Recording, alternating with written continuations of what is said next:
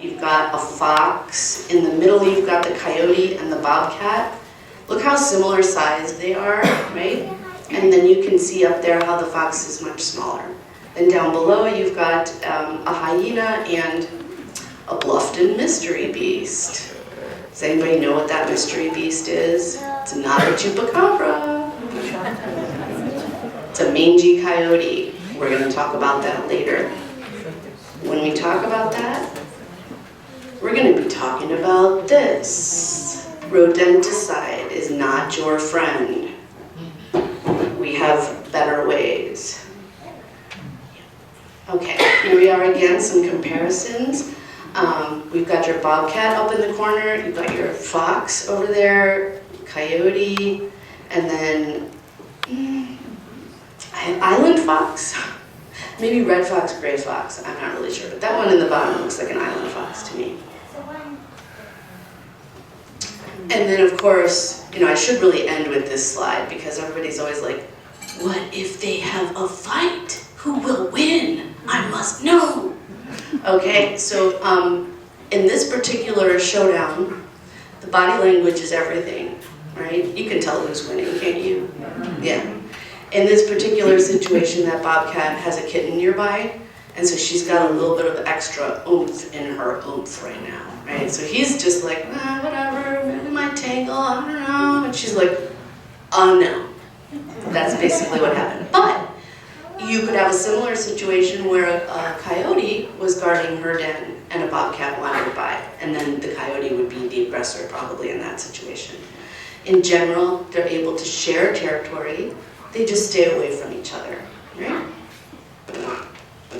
So we're going to start with coyote, Canis latrans. We see him everywhere, right? We see him in the street, we see him in our yard, he's boldly looking back at us, he's so coyote. Oh, and this is how he's related, right? So you've got the wolf and the dog up there, larger animals, right? About 120 pounds. Then under that you've got coyote. They can be different sizes. The one in here is like a tiny baby thing. Like we all know the coyote that's in your backyard is like 300 pounds. I know it. They're bigger here in LA, it's okay. And then you got the jackal, who we're not going to talk about today. And then you've got the fox down there. And that's a red fox, and he's not our native fox. Our native fox is the gray fox. But they're all the canines every couple days. And coyotes don't usually hunt as a pack either. Well, they can, because they're opportunistic, and they will take advantage of any opportunity that comes to them. In general, I totally forgot what I was just going to say. Anyway, this is what a den looks like. It might look like that at the back of your property. Coyotes are really good at smelling things. All wildlife is really good at smelling things.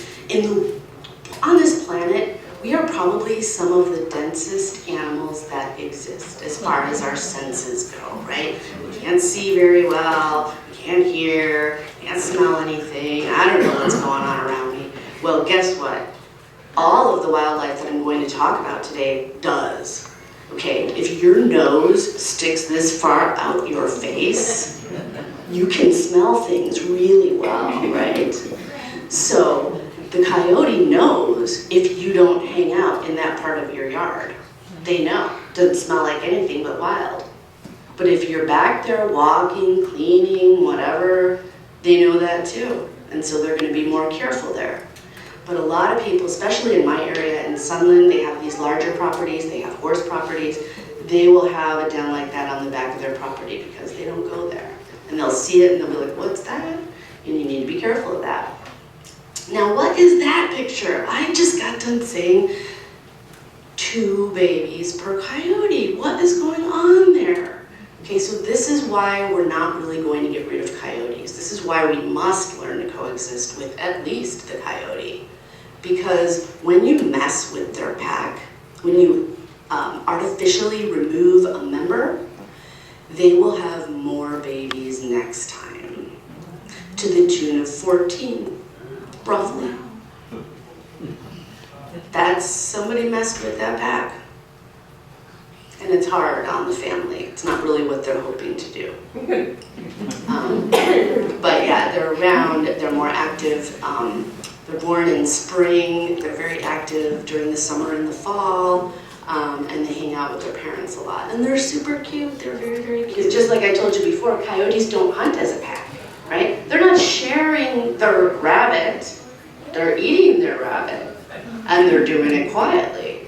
So when you hear the howl or the yip, it's exactly the same as with wolves. Every coyote has their own voice, and the other coyotes recognize that coyote's voice. And when they howl in unison like that, they can hear, oh yeah, that's Yvonne, and Bob's out there, yep, Greg's there, all right.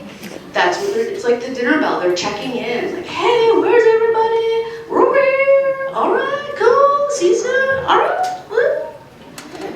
And do they do it more during a full moon? Absolutely, just like wolves. Why would that be?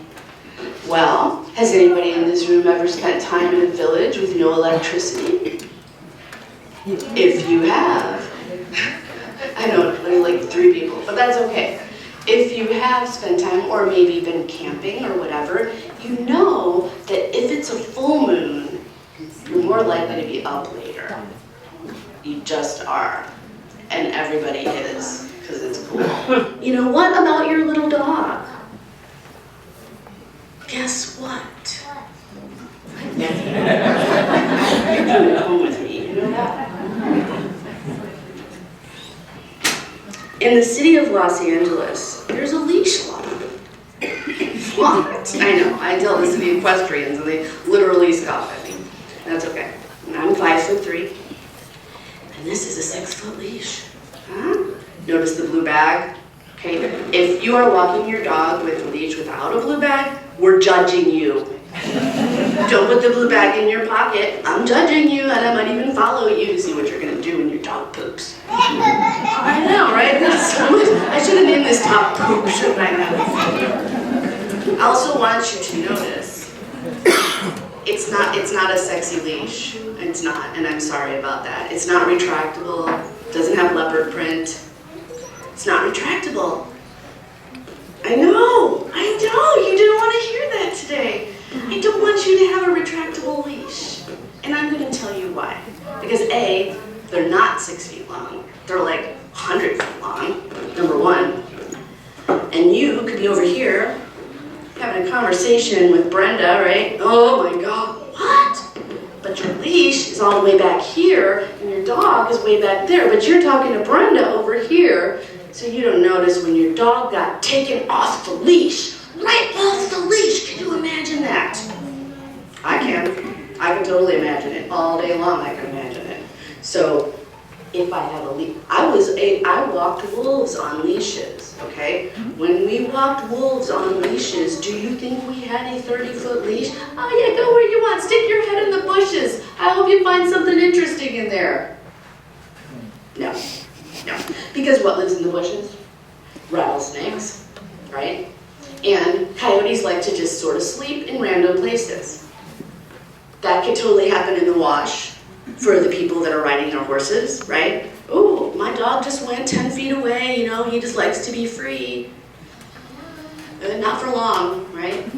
And then can they take little dogs? Yes, they can. Do they frequently? Well, that depends on how that animal is being taken care of. And we're going to talk about that. I'm going to give you some ideas that can help you. Can we prevent this 100%? No.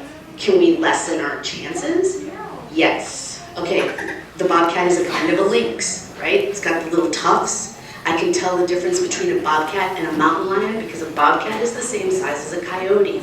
And his tail is bobbed. It's very short. 90% of mountain lion sightings are bobcats. They look bigger than they are. They're much bigger than you expect. They will be out during the day in a way that mountain lion will not be. So that's another indicator. There they are with their relatives.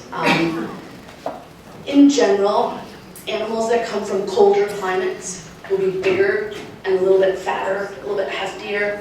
And you can see the Canadian lynx is a good example of that. Whereas our bobcat is a little bit thinner. He doesn't need to have that extra body fat. He doesn't need to have that extra size. Look at those paws, right? They can thermoregulate with their paws. They've got capillaries between their toes. And those whiskers on the top of their ears help them pick up vibrations in the air better than if they weren't there. This is where you can find them, mostly all over the United States, except the middle there, which probably won't be for much longer. And that is usually a capacity of about 1 million cats in that general area. Oh, I don't have a picture there. I don't know what happened. Anyway, some things about these guys. They will have long legs, very large paws. They will have tufted ears, brownish white belly, short black tail, and my favorite word of the day is crepuscular, because everybody is always like, is it diurnal or is it nocturnal? Mostly, they're crepuscular. If I'm talking about wildlife, like in general, they all want to be out at dusk and dawn.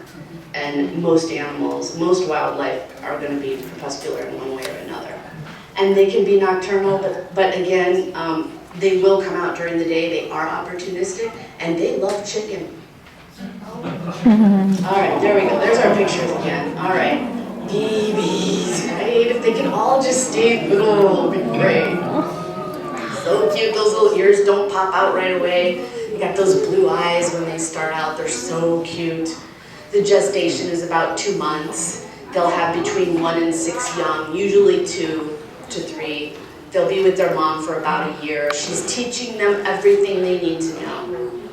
And you know what? Again, most wildlife is teaching their babies everything they need to know. So, if I have a member of the wildlife community that's bothering me, is there such a thing as humanely trapping it and moving it somewhere else? I know there will be people in this room that say, of course, I did it last week. That's okay, I used to do it too. But I'm recovered.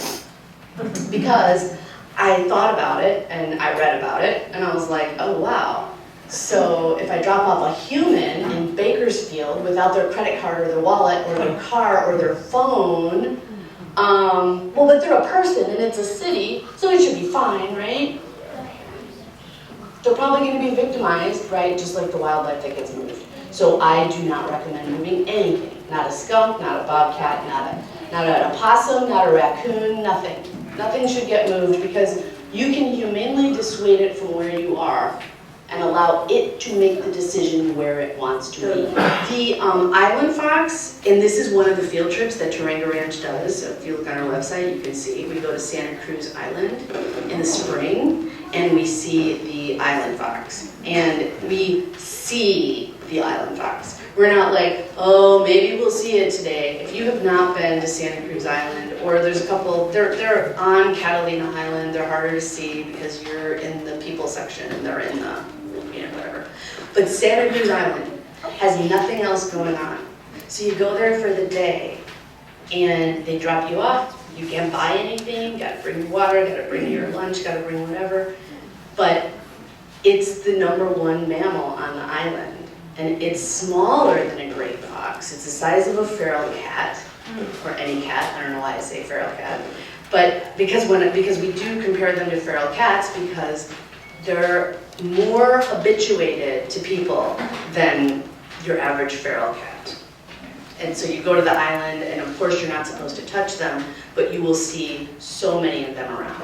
And they're a subspecies of the gray fox. So they're a little bit different. They've become islandified, right? They've been out there for a long time, so they're a little smaller.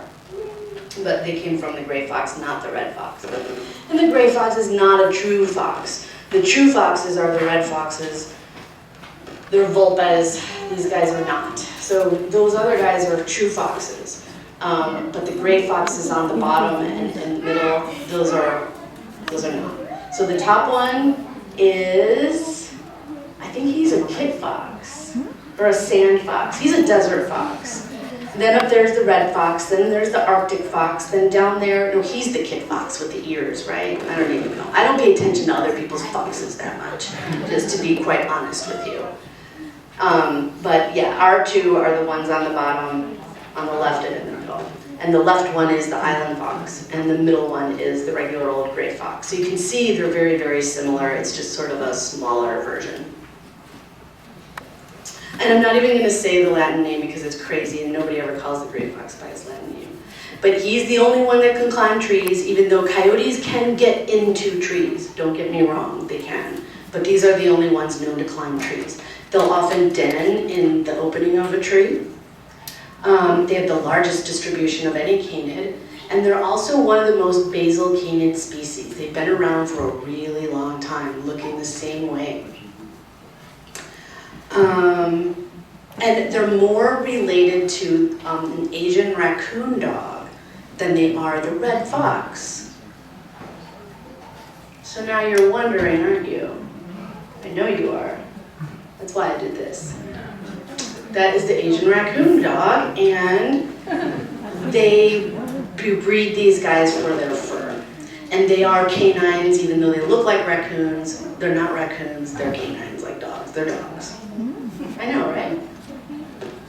Oh, I know. I'm going to get you every time with the baby pictures. So they're called pups, kits, or cubs. Their gestation is, about 2 months. Litter size between 1 and 7, usually 1 or 2. The breeding season depends on where you are. Here it's in the end of winter because everybody here has their babies in the spring. We all know that.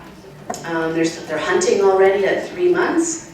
They're dispersing at 6 to 8 months, and they're only going to live 2 to 4 years. So they're busy during their time. What are the things that we can do to make things a little easier for ourselves? I call it the 3 R's. We're going to reduce the resources that are inviting them in. Why is this animal here? Why is he here? That's the number one thing you have to get to. Why is he here? Then, once you realize why he's here, and you're restricting the resources, you're also going to restrict the entry in some way. And I have some things here. We have, this one over here. This is a motion sensing sprinkler, that scarecrow thing that's on the table there. It's just like from the movie Over the Hedge, right? It gets attached to the hose and it's motion sensing. The animal goes by and he gets sprayed with water. So even animals that love water, like raccoons, do not love this thing right on them. So is it hurting them? No. But is it getting them to be like, oh, that backyard? That's all you have to do. So, and then retrain the current population. Okay, is this crazy woman actually suggesting that we train these wild animals? Yes, she is. Yes, she is. She is a former animal trainer, and yes, she is. And I'm going to tell you why. Because every interaction you have with another animal, or even another human, honestly, is training them, right? It's either a positive interaction or it's a negative interaction, right? That guy that was hand-feeding the coyote, was he training the coyote? Yeah. He was training that coyote to take food from people and training them that, hey, look at hands are food givers.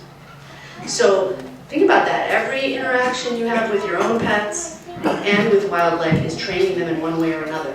If I'm walking and the coyote's over there staring me down, and I pick up the dog, and I run away, what's going to happen? First of all, I'm going to tell you right now what's going to happen. He's going to chase me.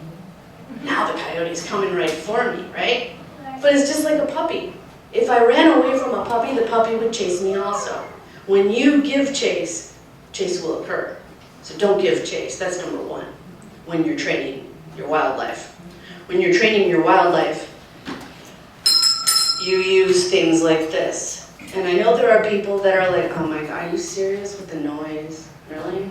I am, because I worked with lions and tigers and wolves and bears. And I know that it's not about how big I am. It's about the unexpected, right? So, do you think the mountain lion or the coyote or the bobcat or the fox expects what's going to come out of this? No. Is this super cheap and easy? Yes. If you have a bike, should you have one of these on it? 110%, yes. But do I need all of this? No. I could get this from the dollar store I don't love it because it requires 2 hands to use. When I'm training my animals, I like to have 1 hand free. Right? And maybe they did get used to the one thing that you were doing. So if I've been doing this for a month, next month I'm doing this. I'm going to keep it unexpected every time. So, and I even have, I didn't bring it today, but I have a little stun gun. It's not anything I would aim at anyone ever. Not a human, not an animal. And it has a little electric jolt that comes out, right? I have done this when an off-leash dog was coming at me while I had my dog on a leash. And that dog stopped in his tracks because it makes a noise. So you just press it and it's hands-free. It goes on my belt. So I like it a lot. So that's one other idea for training wildlife. And why are we training wildlife? Because we're keeping it wild. It's the opposite of inviting it in, we're training it to stay away with our loud, obnoxious selves. Does someone like me need this?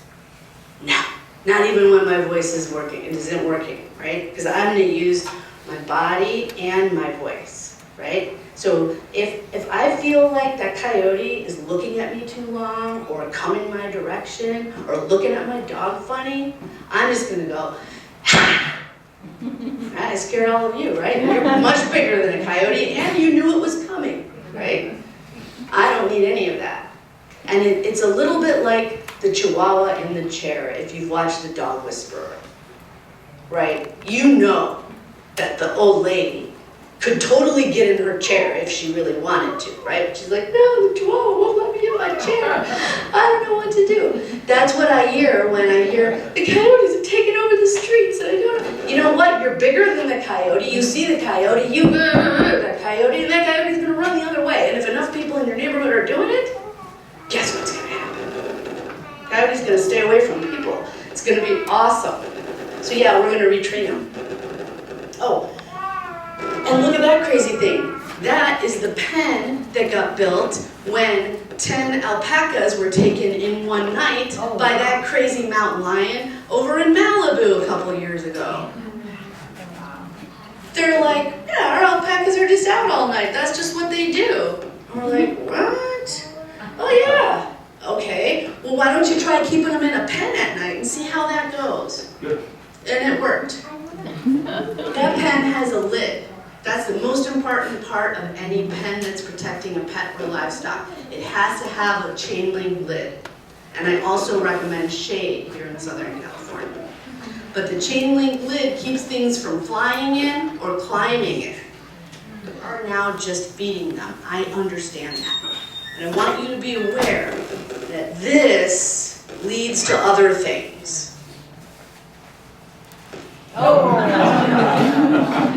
You may have boundaries that are not this. You know, you may have stopped at 10. I don't know.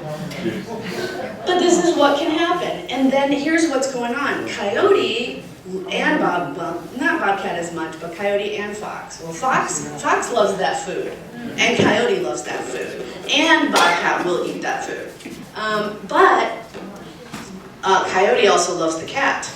So you are now a magnet between the food and the cats, and raccoons and everything's coming for this. Everything. That is a buffet of all sorts, right?